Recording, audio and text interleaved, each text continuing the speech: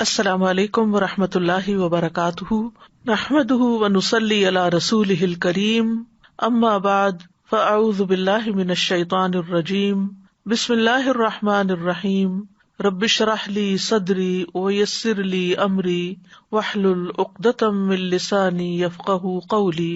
اور مچھلی والے کو جب وہ غصے سے بھرا ہوا چلا گیا، پس اس نے سمجھا کہ ہم اس پر گرفت نہ کریں گے، تو اس نے اندھیروں میں پکارا کہ تیرے سوا کوئی معبود نہیں، تو پاک ہے، یقیناً میں ظلم کرنے والوں میں سے ہو گیا ہوں۔ تو ہم نے اس کی دعا قبول کر لی اور اسے غم سے نجات دی، اور اسی طرح ہم ایمان والوں کو نجات دیتے ہیں۔ ایک مسافر جسے مشرق کی طرف سفر کرنا ہو، وہ ایک ٹرین میں سوار ہوتا ہے، مگر ٹرین چلنے کے بعد اس کو پتہ چلتا ہے کہ جس گاڑی میں وہ سوار ہے وہ تو مغرب کی طرف جا رہی ہے، تو سوچئے کہ اس کا حال کیا ہوگا۔ وہ اپنی اس غلطی پر یعنی غلط گاڑی پر بیٹھنے پر تڑپ اٹھے گا، بے چین ہو جائے گا، اور جو ہی اگلے اسٹیشن پر گاڑی رکے گی وہ فوراً اتر جائے گا۔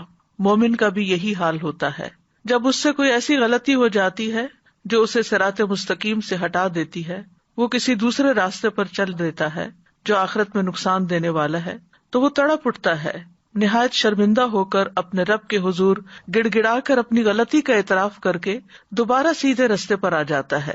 مومن وہی ہے جو غلطی کر کے پلٹ آئے، توبہ کر لے، اپنے رب کو راضی کر لے، حتیٰ کہ رب اس سے راضی ہو جائے۔ دعا کی قبولیت کے لیے لازمی شرط ہے کہ آدمی سنجیدگی اور توجہ سے دعا مانگے، پورے دل سے مانگے اور اپنے قول و قرار پر غور کرے، اور جب انسان کے دل اور زبان میں موافقت پیدا ہو جاتی ہے تو دعائیں قبول ہونے لگتی ہیں، مشکلات حل ہو جاتی ہیں، رنج و غم سے نجات مل جاتی ہے۔ وَظَنُّونِ إِذْ ذَهَبَ مُغَاضِبًا فَظَنَّ أَن لَّن نَّقْدِرَ عَلَيْهِ فَنَادَىٰ فِي الظُّلُمَاتِ أَن لَّا إِلَٰهَ إِلَّا أَنتَ لَا إِلَٰهَ إِلَّا أَنتَ سُبْحَانَكَ إِنِّي كُنتُ مِنَ الظَّالِمِينَ فَاسْتَجَبْنَا لَهُ وَنَجَّيْنَاهُ مِنَ الْغَمِّ وَكَذَٰلِكَ نُنجِي الْمُؤْمِنِينَ۔ یہ آیت جو آپ کے سامنے پڑھی گئی ہے، لا الہ الا انت سبحانک، اس آیت کو آیت کریمہ بھی کہا جاتا ہے۔ یہ سورۃ الانبیاء کی آیت نمبر 87 ہے۔ اس میں یونس علیہ السلام کا واقعہ بیان کیا گیا ہے۔ یہ واقعہ اس جگہ کے علاوہ سورۃ صافات اور سورۃ قلم میں بھی بیان کیا گیا ہے۔ اللہ سبحانہ تعالیٰ نے نینوا والوں، جو عراق کا علاقہ ہے، اس میں تقریباً 8ویں صدی قبل مسیح یونس علیہ السلام کو بھیجا۔ آپ نے انہیں اللہ کے دین کی دعوت دی، مگر انہوں نے اسے قبول کرنے سے انکار کرتے ہوئے اپنے کفر پر اصرار کیا۔ یونس علیہ السلام اپنے لوگوں سے ناراض ہو کر چلے گئے اور وعدہ کر گئے کہ 3 دن بعد اللہ کا عذاب آ جائے گا۔ جب ان لوگوں کو یہ بات ثابت ہو گئی اور وہ سمجھ گئے کہ نبی جھوٹ نہیں بولا کرتے، تو وہ اپنے بچوں، چوپایوں، مویشیوں کو لے کر صحرا کی طرف نکل گئے۔ انہوں نے ماں اور ان کے بچوں کو الگ الگ کر دیا، اور پھر اللہ عز و جل کے حضور آہوزاری کی۔ اونٹ اور ان کے بچے بلبلانے لگے، گائیں اور ان کے بچے ڈکرانے لگے، اور بھیڑ بکریاں اور ان کے بچے ممیانے لگے، تو اللہ نے ان سے عذاب کو دور کر دیا۔ یونس علیہ السلام کی قوم سے عذاب ٹل گیا، انہوں نے عذاب اپنی آنکھوں سے دیکھا، لیکن ایمان لانے پر، توبہ کرنے پر، اللہ کی طرف سچے دل سے پلٹنے پر اللہ سبحانہ تعالیٰ نے ان سے عذاب ٹال دیا۔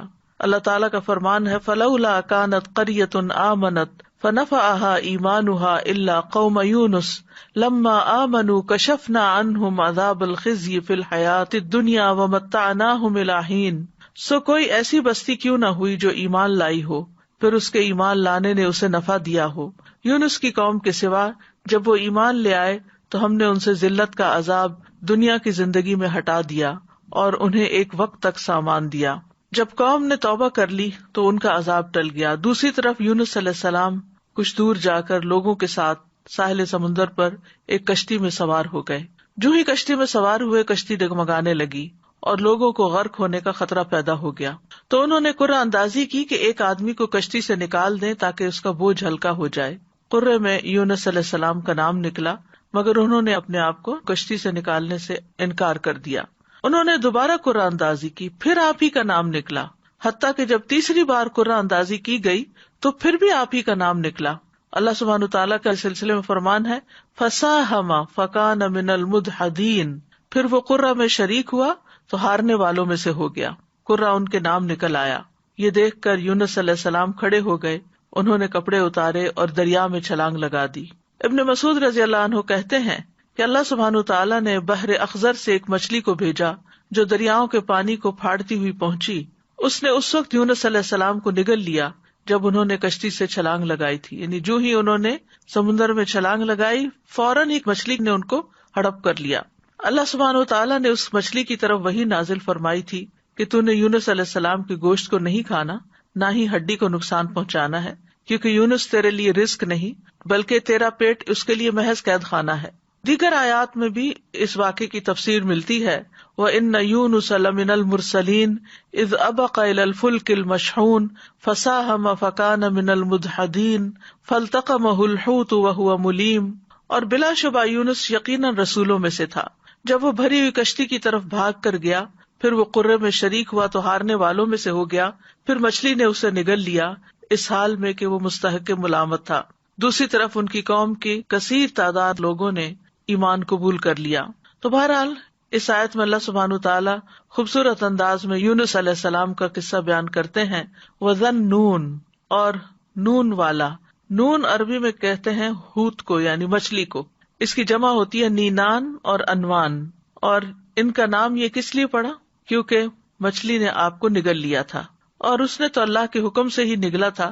تو اللہ سبحانہ تعالیٰ نے اپنے بندے یونس علیہ السلام کو خوبصورت ذکر اور اچھی تعریف کے ساتھ یاد کیا اور کہا کہ اور مچھلی والا، یعنی یہ بھی ایک پیار کا انداز ہے. اذ ذهب مغاضبا، جب وہ غضبناک ہو کے نکلا، یعنی اپنی قوم سے ناراض ہو گیا. فظن ان لن نقدر علیہ، تو سمجھا کہ ہم اس پر قدرت نہیں رکھتے، یعنی ہم کیا اس کو سزا دینے پر قادر نہیں، پکڑنے پر قادر نہیں. تو انہوں نے کیا کیا؟ جب مچھلی نے نگلا، فنادا فی الظلمات، تو اندھیروں میں اپنے رب ہی کو پکارا، اپنے رب ہی کی طرف رجوع کیا. اور اندھیروں سے مراد رات کا اندھیرا، سمندر کا اندھیرا، مچھلی کے پیٹ کا اندھیرا تھا، یعنی اندھیرے پر اندھیرا تھا. اور کیا دعا مانگی؟ اللہ الہ الا انت سبحانک انی کنت من الظالمین، کہ تیرے سوا کوئی الہ نہیں، تو پاک ہے، بے شک میں ہی ظالموں میں سے ہوں. تو یونس علیہ السلام نے اللہ تعالیٰ کو ان کی کامل الوہیت کا اقرار کرتے ہوئے پکارا، اللہ کی ذات کو ہر نقص، ہر عیب، ہر آفت سے منزہ اور پاک قرار دیا، اور اپنے ظلم اور جرم کا اعتراف کر لیا. انی کنت من الظالمین کہہ کر اپنے آپ کو ظالم قرار دیا. ظلم جو ہے ایک انسان اور اللہ تعالیٰ کے درمیان ہوتا ہے، دوسرا انسان کا اپنے اور لوگوں کے درمیان ہوتا ہے، تیسرا انسان کا اپنے اور اپنے نفس کے درمیان ظلم کرنا ہوتا ہے. تو بہرحال جب انہوں نے اپنی غلطی کا اعتراف کیا تو اللہ تعالیٰ فرماتے ہیں نیکسٹ آیت میں، فاستجبنا لہ، تو ہم نے اس کی دعا قبول کر لی. سبحان اللہ، یعنی انہوں نے جو ہی خطا کا اعتراف کیا اللہ سبحانہ تعالیٰ ان سے راضی ہو گئے. وَنَجَّيْنَاهُ مِنَ الْغَمِّ، اور ہم نے اس کو غم سے نجات دی. وَكَذَلِكَ نُنْجِي الْمُؤْمِنِينَ، اور ہم مومنوں کو اسی طرح نجات دیتے ہیں. تو یہاں دراصل مومنوں کو ایمان لانے، اس پر ثابت قدم رہنے اور اس دعا کو زیادہ سے زیادہ پڑھنے کی ترغیب دی جا رہی ہے، کیونکہ وہ جان چکے ہیں کہ یونس علیہ السلام کو اس کلمے کی وجہ سے نجات ملی تھی. اور یہ ہر اس مومن کے لیے خوشخبری ہے، وعدہ ہے جو کسی بھی تکلیف اور غم میں مبتلا ہو جائے تو وہ ان الفاظ کے ساتھ اپنے رب کو پکارے تو رب ضرور اس کو اس تکلیف سے نجات دے گا، کیونکہ یہ رب کا وعدہ ہے. کذالک ننجی المؤمنین، ہم اسی طرح بچائیں گے، نجات دیں گے مومنوں کو. یعنی جو بھی یہ طریقہ اختیار کرے گا اللہ تعالیٰ اس کی تکلیف کو دور کر دے گا، اس کی تکلیف کم کر دے گا، جیسا کہ اللہ تعالیٰ نے یونس علیہ السلام کے ساتھ کیا. تو اس آیت میں اس بات کی دلیل ہے کہ تحلیل یعنی لا الہ الا اللہ کا پڑھنا اور تسبیح سبحانہ کا پڑھنا ہر غم کو دور کر دیتے ہیں، تکلیفوں اور پریشانیوں سے نجات دیتے ہیں. تو جو شخص اللہ کی کتاب پر ایمان لائے اس کے لیے یہی مناسب ہے کہ وہ اس دعا کو سختیوں میں اپنی پناہ گاہ بنائے اور خوشحالی میں اس کو اپنی سواری بنائے، اس وعدے پر بھروسہ کرتے ہوئے جو اللہ نے مومنوں کے ساتھ کیا ہے کہ وہ اس دعا کے پڑھنے والے کو قبولیت میں یونس علیہ السلام کے ساتھ ملا دیں گے. یعنی جیسے ان کو نجات ملی انہیں بھی مل جائے گی. یونس علیہ السلام سے ایک خطا ضرور ہوئی، لیکن انہوں نے اس کا اعتراف کیا تو اللہ سبحانہ تعالیٰ نے ان کو دوبارہ چن لیا. نبی صلی اللہ علیہ وسلم نے فرمایا کسی شخص کے لیے یہ کہنا جائز نہیں کہ میں یونس بن متی سے بہتر ہوں، کہ میں نے وہ غلطی نہیں کی جو ان سے ہو گئی تھی. تو یہ یونس علیہ السلام کی دعا ہے، لا الہ الا انت سبحانک انی کنت من الظالمین. نبی صلی اللہ علیہ وسلم نے فرمایا ذو النون کی دعا جب وہ مچھلی کے پیٹ میں تھے یعنی لا الہ الا انت سبحانک انی کنت من الظالمین. جب بھی کوئی مسلمان کسی معاملے میں ان الفاظ کے ساتھ اپنے رب سے دعا کرے وہ دعا اس کے لیے ضرور قبول ہوگی، یعنی یہ دعا کی قبولیت کا ذریعہ بھی ہے. یہ دکھ دور کرنے والے کلمات ہیں. رسول اللہ صلی اللہ علیہ وسلم نے فرمایا، کیا میں تمہیں ایسی چیز نہ بتاؤں کہ جب تم میں سے کسی آدمی کو دکھ اور پریشانی اور دنیا کی آزمائشوں میں سے کوئی آزمائش آئے تو وہ اس دعا کو پڑھے تو اس کی تکلیف دور ہو جائے گی؟ تو آپ سے کہا گیا کیوں نہیں؟ آپ نے فرمایا وہ مچھلی والے کی دعا ہے، لا الہ الا انت سبحانک انی کنت من الظالمین، تیرے سوا کوئی الہ نہیں، تو پاک ہے، بے شک میں ہی ظالموں میں سے ہوں. طبری کہتے ہیں کہ سلف صالحین ان الفاظ کے ساتھ دعا مانگتے تھے اور اس دعا کو دعائے کرب کہا کرتے تھے، یعنی تکلیف دور کرنے والی دعا کا نام دیتے. اور لا الہ الا اللہ جو ہے یہ افضل ترین ذکر ہے، اس کے ذریعے بھی بندے کو پریشانیوں اور غموں سے چھٹکارا ملتا ہے. یہاں پر ہم دیکھتے ہیں کہ یونس علیہ السلام کچھ مانگ نہیں رہے، صرف اللہ کی تعریف کر رہے ہیں اور اپنی خطا کا اعتراف کر رہے ہیں. تو یاد رکھیے اہل علم کہتے ہیں کہ دعا کی دو قسمیں ہوتی ہیں، ایک دعائے ثنا اور دوسری دعائے طلب. ایک ہے اللہ تعالیٰ کی تعریف پر مبنی دعا اور دوسری درخواست یعنی کچھ مانگنا اللہ سبحانہ و تعالیٰ سے یا طلب کرنا. تو دعائے ثنا کیا ہوتی ہے؟ جیسے یہ ہے لا الہ الا انت سبحانک انی کنت من الظالمین، اور جیسے لا الہ الا اللہ وحدہ لا شریک لہ لہ الملک ولہ الحمد وہو علی کل شیء قدیر، یہ عرفہ کے دن کی دعا ہے. اسی طرح ایوب علیہ السلام نے جو دعا کی تھی انی مسنی الضر وانت ارحم الراحمین، یہ بھی اللہ تعالیٰ کی حمد و ثنا ہے. اور دعائے طلب کیا ہے؟ جس میں انسان اللہ کا ذکر اور تعریف کر کے اس سے کچھ مانگتا ہے، یعنی اسپیسیفک دعا کرتا ہے. تو اس دعا میں ایک طرف لا الہ الا انت سبحانک ہے اور دوسری طرف اپنی خطا کا ارتکاب ہے. یاد رکھیے کہ نبی صلی اللہ علیہ وسلم سے اس دعا کی کوئی محدود گنتی وارد نہیں ہوئی. یونس علیہ السلام کے بارے میں بھی نہیں پتہ چلتا کہ انہوں نے کتنی دفعہ اس کو پڑھا، لیکن انہوں نے ایک دفعہ بھی جب اس کو پڑھا ہوگا پوری تڑپ کے ساتھ، پوری شدت کے ساتھ، تو اللہ سبحانہ تعالیٰ نے ان کی دعا قبول کر لی. تو اس لیے لازم اپنے اوپر نہ کیجیے کہ 1.25 دفعہ ہی ضرور اس کو پڑھنا ہے یا 100 دفعہ ہی ضرور پڑھنا ہے. جتنی دفعہ چاہیں آپ پڑھیں، چاہے 1,00,000 دفعہ پڑھیں، چاہے 100 دفعہ پڑھیں، لیکن پابندی اس کی ضروری نہیں کہ اتنا پڑھیں گے تو دعا قبول ہوگی. اصل چیز ہے وہ جذبہ، وہ اخلاص، وہ شوق، وہ تڑپ جس کے ساتھ انسان دعا مانگتا ہے.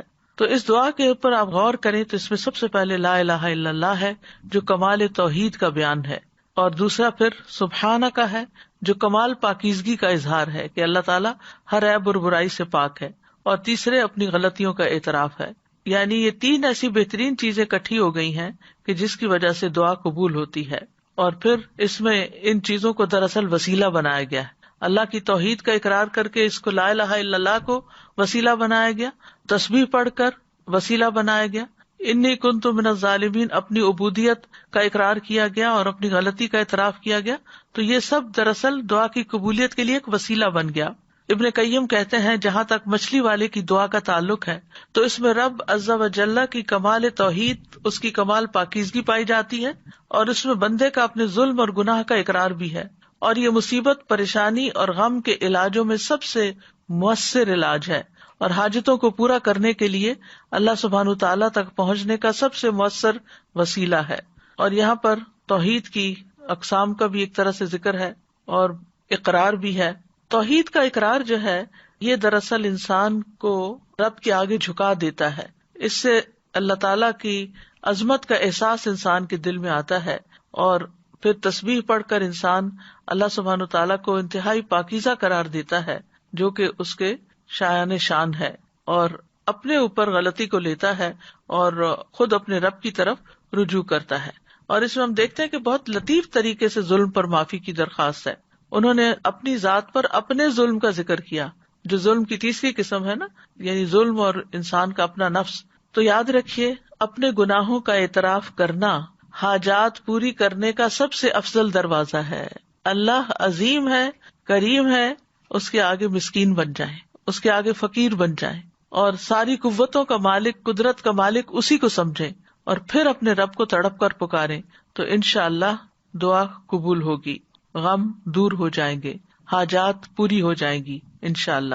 ہم دیکھتے ہیں کہ سید الاستغفار جو ہے اس میں بھی انسان اپنی بندگی اور گناہوں کا اعتراف کرتا ہے اور اللہ تعالیٰ کی الوہیت کا، اللہم انت ربی لا الہ الا انت خلقتنی، اے اللہ آپ میرے رب ہیں، آپ کے علاوہ کوئی معبود نہیں، آپ نے مجھے پیدا کیا ہے، میں آپ کا بندہ ہوں۔ تو بہرحال اس میں یہ جو لا الہ الا اللہ ہے، اس دعا کے اندر لا الہ الا انت، یہ ایمان کی افضل ترین شاخ ہے۔ حدیث میں آتا ہے ایمان کی 70 یا 60 سے اوپر کچھ شاخیں ہیں، جن میں سب سے افضل لا الہ الا اللہ کہنا ہے۔ ایک اور جگہ پر آتا ہے افضل ذکر لا الہ الا اللہ ہے۔ سچے دل سے لا الہ الا اللہ پڑھا جائے تو آسمان کے دروازے کھل جاتے ہیں، یہ اللہ کی رحمت پانے کا سبب بھی ہے۔ نبی کریم صلی اللہ علیہ وسلم کی شفاعت دلانے والا کلمہ ہے۔ رسول اللہ صلی اللہ علیہ وسلم نے فرمایا، قیامت کے دن میری شفاعت کی سعادت سب سے زیادہ حاصل ہوگی اسے جس نے لا الہ الا اللہ خلوص دل سے کہا، یعنی سب سے زیادہ میری شفاعت کی سعادت اس کو ملے گی جو سچے دل سے لا الہ الا اللہ کہتا ہے۔ پھر یہ لا الہ الا اللہ مصائب سے نجات دلانے والا کلمہ ہے۔ نبی صلی اللہ علیہ وسلم نے فرمایا، جس نے لا الہ الا اللہ کہا تو ایک دن یہ کلمہ اسے مصیبتوں سے ضرور نجات دلائے گا، اس سے پہلے جو ہو چکا وہ ہو چکا۔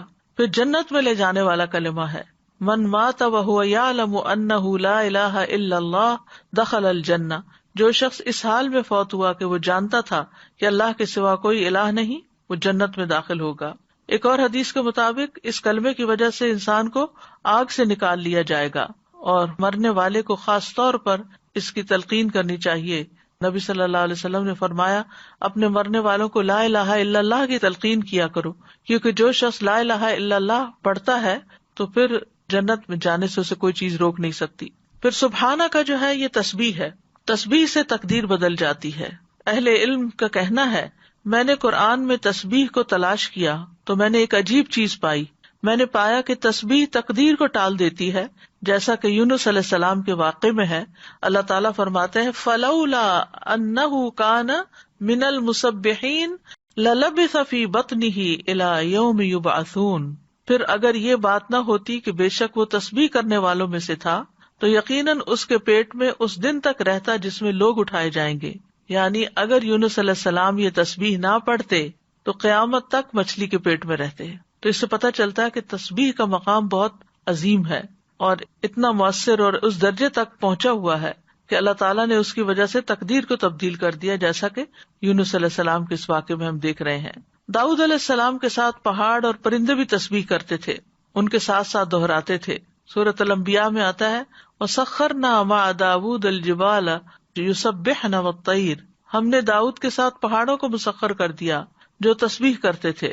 زمین آسمان کی تمام مخلوقات تسبیحات کرتی ہیں۔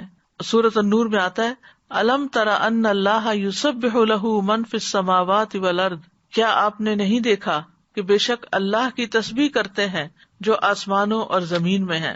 زکریا علیہ السلام کے بارے میں آتا ہے کہ انہوں نے اپنی قوم کو بھی تسبیح کی تلقین کی، ان سبحوا بکرۃ وعشیا، یہ سورۃ مریم کی آیت نمبر 11 ہے۔ موسیٰ علیہ السلام کی دعا میں بھی ہم دیکھتے ہیں، وہ کہتے ہیں، وَاجْعَل لِّي وَزِيرًا مِّنْ أَهْلِي هَارُونَ أَخِي أُشْدُدْ بِهِ أَزْرِي وَأَشْرِكْهُ فِي أَمْرِي كَيْ نُسَبِّحَكَ كَثِيرًا وَنَذْكُرَكَ كَثِيرًا، اور میرے لیے میرے گھر والوں میں سے ایک بوجھ ہٹانے والا بنا دے، ہارون کو جو میرا بھائی ہے، اس کے ساتھ میری پشت مضبوط کر دے اور اسے میرے کام میں شریک کر دے، تاکہ ہم تیری بہت زیادہ تسبیح کریں، یعنی مل کے تیری تسبیح کریں۔ اہل جنت بھی اللہ تعالیٰ کی تسبیح کریں گے۔ جنت والوں کا تذکرہ کرتے ہوئے اللہ تعالیٰ فرماتے ہیں، دعواہم فیہا سبحانک اللہم وتحیتہم فیہا سلام، ان کی دعا ان میں یہ ہوگی، پاک ہے تو اے اللہ، اور ان کی آپس کی بات ان باغات میں سلام ہوگی، یعنی جہاں سے جو گزرے گا دیکھے گا ایک دوسرے کو ملے گا تو سلام کرے گا۔ فرشتے بھی اپنے رب کی تسبیح کرتے ہیں، والملائکۃ یسبحون بحمد ربہم ویستغفرون لمن فی الارض، فرشتے اپنے رب کی حمد کے ساتھ تسبیح کرتے ہیں اور ان لوگوں کے لیے بخشش کی دعا کرتے ہیں جو زمین میں ہیں۔ تسبیح کے بہت سے فائدے بھی ہیں، اللہ کے ہاں قربت اور فضیلت پانے کا آسان راستہ ہے۔ رسول اللہ صلی اللہ علیہ وسلم نے فرمایا، تم لوگ اللہ کی عظمت کا جو ذکر کرتے ہو، یعنی تسبیح، تحلیل اور تحمید کے الفاظ کہتے ہو، وہ عرش کے ارد گرد چکر لگاتے ہیں۔ ان کلمات کی ایسی بھنبھناہٹ ہوتی ہے جیسے شہد کی مکھیوں کی بھنبھناہٹ۔ وہ کلمات اپنے ذکر کرنے والے کی اللہ کے ہاں یاد دلاتے ہیں کیا تم میں سے کوئی نہیں چاہتا کہ اس کے لیے کوئی ایسا ہو یا ہمیشہ اللہ کے ہاں اس کی یاد دلائی جاتی رہے. تو تسبیح سے یہ چیز ہوتی ہے. پھر دل کی گھٹن اور تنگی کا علاج بھی ہے. قرآن مجید میں آتا ہے وَلَقَدْ نَعْلَمُ أَنَّكَ يَضِيقُ صَدْرُكَ بِمَا يَقُولُونَ فَسَبِّحْ بِحَمْدِ رَبِّكَ وَكُن مِّنَ السَّاجِدِينَ وَاعْبُدْ رَبَّكَ حَتَّى يَأْتِيَكَ الْيَقِينُ. اور بلا شبہ یقیناً ہم جانتے ہیں کہ بے شک تیرا سینہ اس سے تنگ ہوتا ہے جو وہ کہتے ہیں، بس اپنے رب کی حمد کے ساتھ تسبیح کرو اور سجدہ کرنے والوں میں شامل ہو جاؤ اور اپنے رب کی عبادت کرو یہاں تک کہ تیرے پاس یقین آ جائے. پھر اسی طرح پریشانی، ڈر اور خوف دور کرنے کا ذریعہ ہے.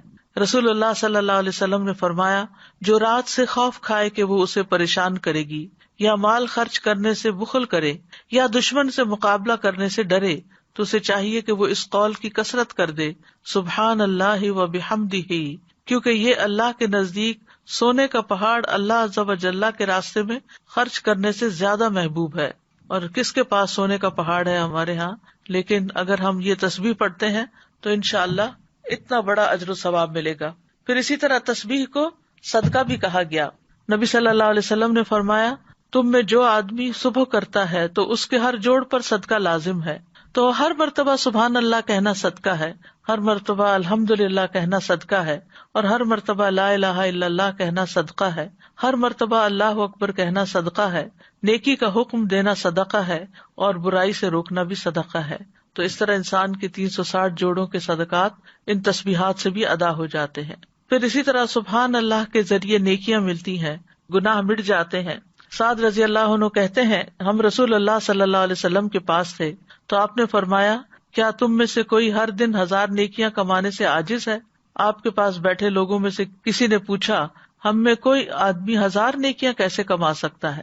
آپ نے فرمایا جو آدمی 100 مرتبہ سبحان اللہ پڑھتا ہے اس کے لیے 1000 نیکیاں لکھی جاتی ہیں یا اس کی 1000 خطائیں مٹا دی جاتی ہیں. پھر اسی طرح رسول اللہ صلی اللہ علیہ وسلم نے فرمایا جو شخص سبحان اللہ و بحمدہ ایک دن میں 100 بار کہے تو اس کے گناہ معاف کر دیے جاتے ہیں اگرچہ وہ سمندر کی جھاگ کے برابر ہی کیوں نہ ہو.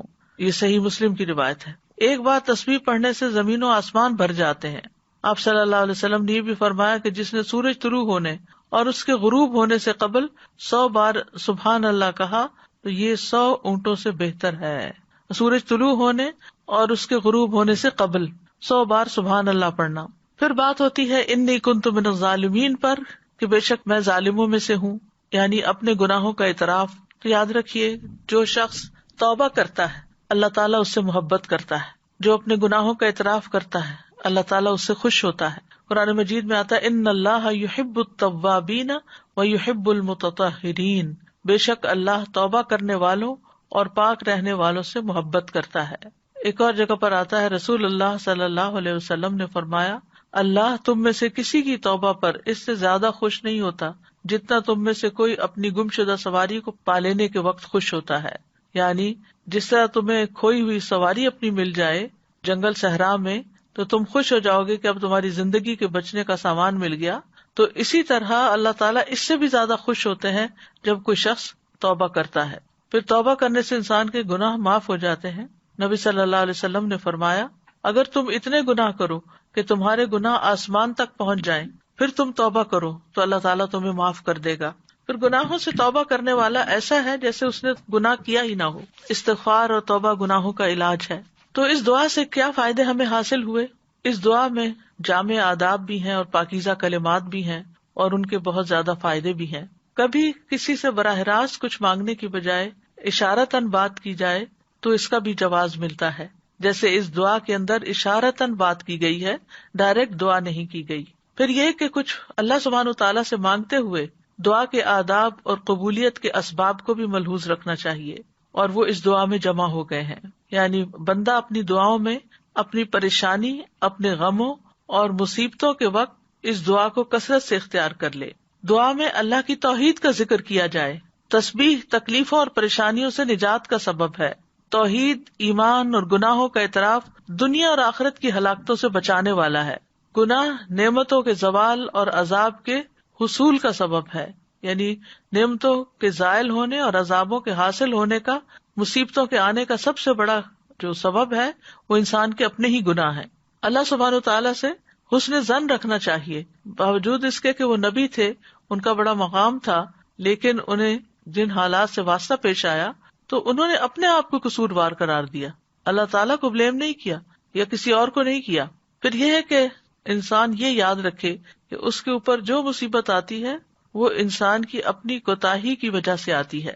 اللہ سبحانہ وتعالیٰ تو ہر نقص اور عیب سے پاک ہے. پھر اسی طرح اس دعا سے یہ بھی پتہ چلتا ہے کہ مخلوقات خواہ کوئی بھی مقام اور مرتبہ حاصل کر لیں، وہ اللہ ہی کی محتاج ہیں.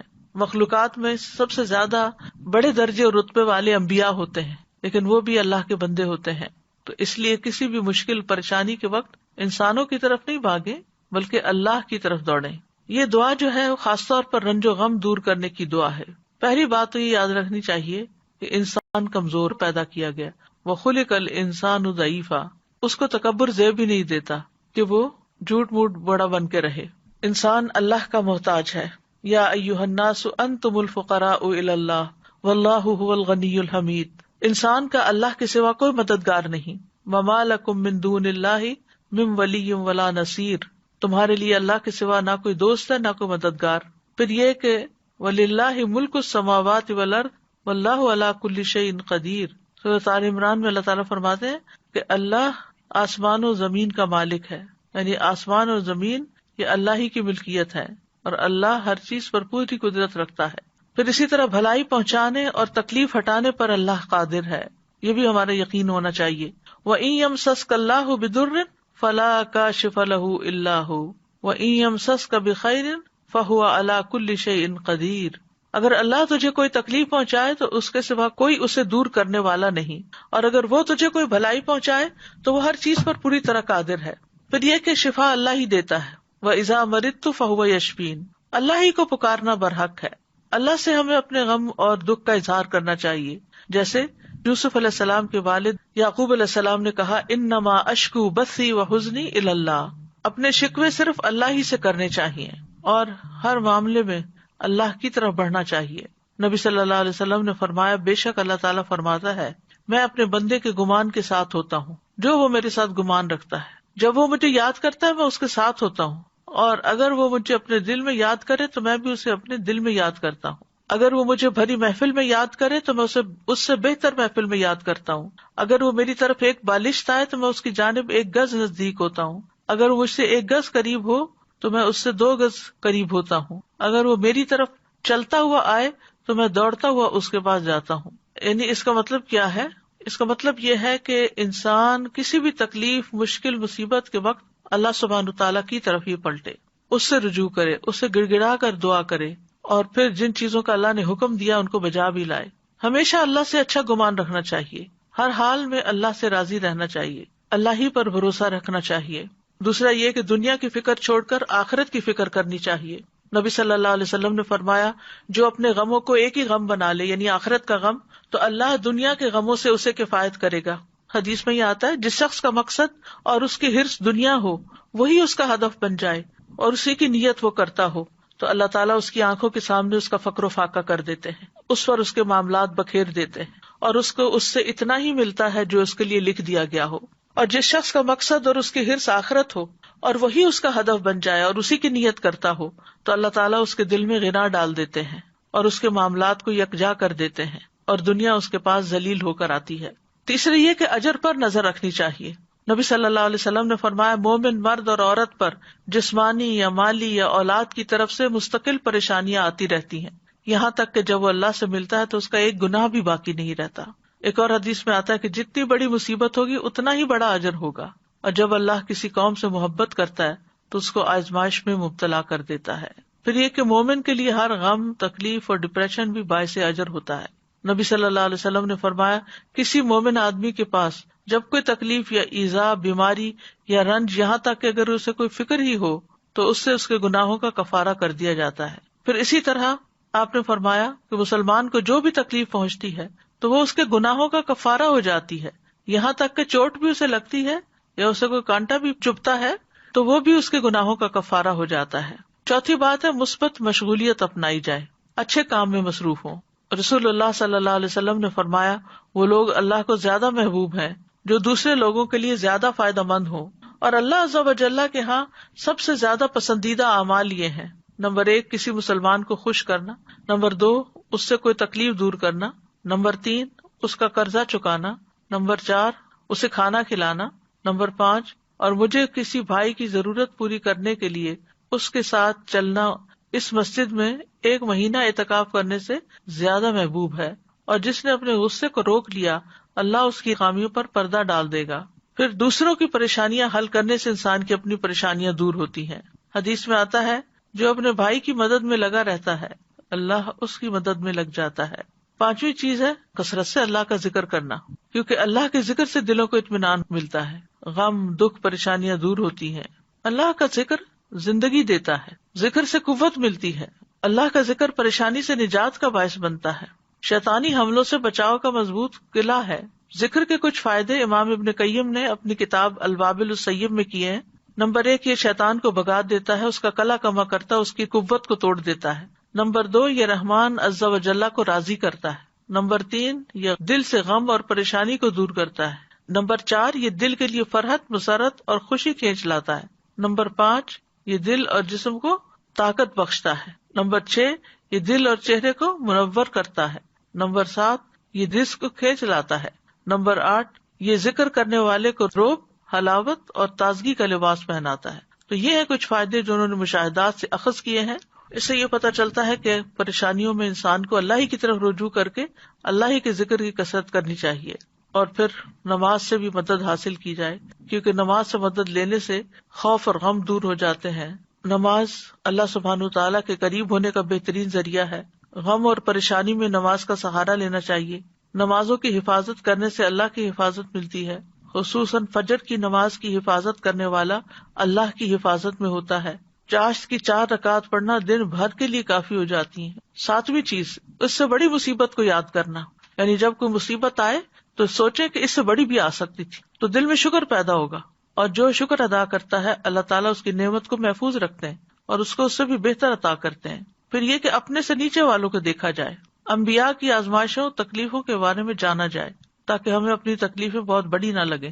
کرنے کے کچھ کام ہیں، ایک تو یہی آیت کریمہ ہے، پھر دوسری اللہ اللہ ربی لا اشرک بہ شیئا، پھر لا الہ الا اللہ العظیم الحلیم، لا الہ الا اللہ رب العرش العظیم، لا الہ الا اللہ رب السماوات و رب الارض و رب العرش الکریم، پھر ہم و غم سے پناہ مانگنے کی دعا، اللہم انی اعوذ بک من الہم والحزن والعجز والکسل والبخل والجبن ودلع الدین وغلبۃ الرجال۔ اے اللہ میں تیری پناہ مانگتا ہوں دکھ، غم، عاجزی، سستی، بخل، بزدلی، قرض کے بوجھ اور لوگوں کے اپنے اوپر غلبے سے۔